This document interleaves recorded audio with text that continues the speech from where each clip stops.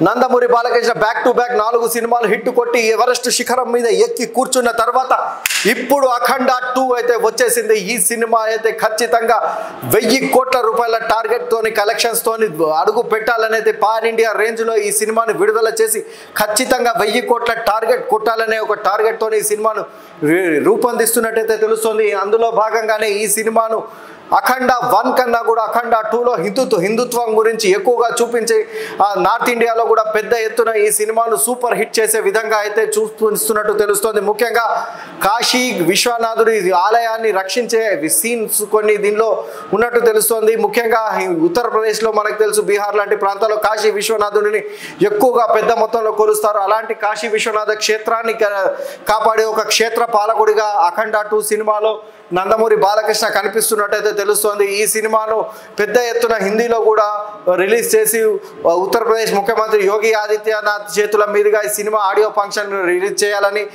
Makers అయితే పెద్ద ఎత్తున ప్లాన్ చేస్తున్నట్టయితే తెలుస్తోంది. అందులో భాగంగానే ఈ సినిమాను పెద్ద ఎత్తున నాగా సాధువుల మధ్య మహాకుంభమేళలో